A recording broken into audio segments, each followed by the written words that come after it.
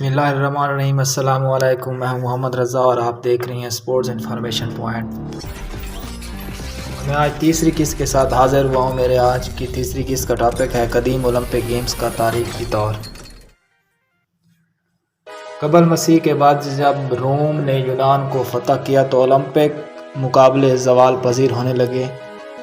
قدیم Olympic games میں پہلے والا جوش و خروش نہ رہا۔ کھلاڑیوں کو پیشہ ورانہ رجحان بڑھنے لگا، کیونکہ پہلے جو کھلاڑی ہوا کرتے تھے وہ شوق سے کھیلا کرتے تھے۔ بعد میں پیشہ ورانہ رجحان بڑھنے لگا، جج صاحبان رشوت خوری اور جانبداری سے کام لینے لگے، تو فاتح کھلاڑی اپنی مقبولیت کا ناجائز فائدہ اٹھانے کے لیے غنڈہ گردی نے شہریوں کی زندگی اجیرن بنا دی۔ تو ایسی ہی صورتحال دیکھنے کے لیے روم کے شہنشاہ نے 394 عیسوی ہجری میں اولمپک کھیلوں کے انعقاد پر پابندی لگا دی۔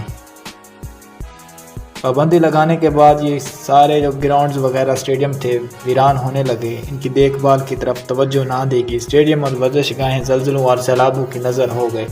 اسی طرح یہ اولمپک گیمز کا تاریخی دور تھا۔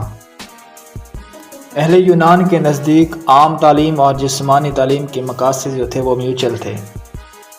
ان کے نزدیک تعلیم جسمانی یونانی شہریوں میں اچھی خصوصیات پیدا کرنے کا ذریعہ تھی، سیاستدانوں اور اس سے فوجی مقاصد حاصل کرنے کا ذریعہ سمجھتے تھے۔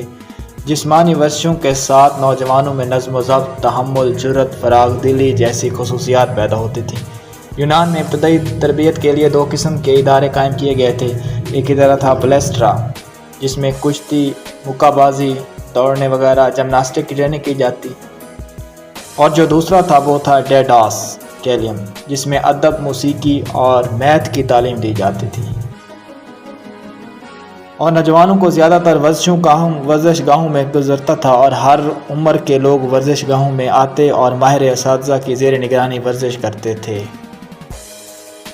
یونانی لوگ جمناسٹک میں تمام لوگوں کی شمولیت کا بہتر تصور کرتے تھے۔ انہوں نے جسمانی تربیت کے سلسلے میں جمناسٹک اور دوڑوں کی بنیاد بنایا اور ان کی انجام دہی کے لیے اسٹیڈیمز بنائے۔ اور یونان میں 2 ریاستیں تھیں، ایک ایتھنز اور دوسری اسپارٹا، مشہور ریاستیں تھیں۔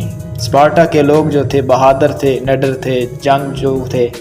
اسپارٹا کے تمام باشندے قومی خدمت کے لیے فوجی تربیت کو لازمی خیال کرتے تھے۔ پیدائش کے وقت بچوں کا طبی معائنہ کرتے، 7 سال کی عمر تک بچوں کو عوامی مرکز میں بھیج دیتے، جہاں اسے سکول اور گھر کا ماحول ملتا، اور اسے نیزہ پھینکنے، وزن برادری، چھلانگ لگانے، دوڑیں وغیرہ ایسی ساری سرگرمیاں سکھائی جاتی تھیں۔ اور یونان میں جو بچے پیدا ہوتے تھے ڈسیبل، وہ ان کو عیب سمجھتے تھے۔ ان کو ایک پہاڑ تھا کوجیٹائٹس، وہاں سے ان کو پھینک دیا جاتا تھا۔ وہ صرف اور صرف ان بچوں کو رکھتے تھے اپنے پاس جو بالکل فٹ ہوں، ان میں کوئی ڈسیبل، کوئی معذوری وغیرہ نہ ہو۔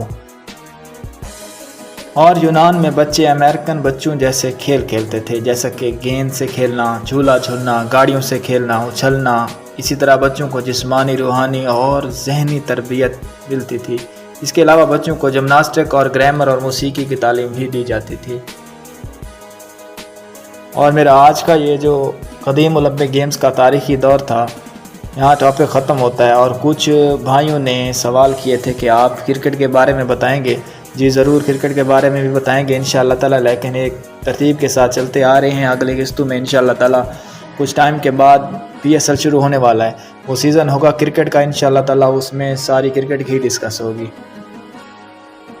اور آج اس تیسری قسط کے ساتھ اجازت چاہتا ہوں، اگلی قسط انشاءاللہ تعالی کے ساتھ حاضر ہوں گا۔ اللہ حافظ، والسلام۔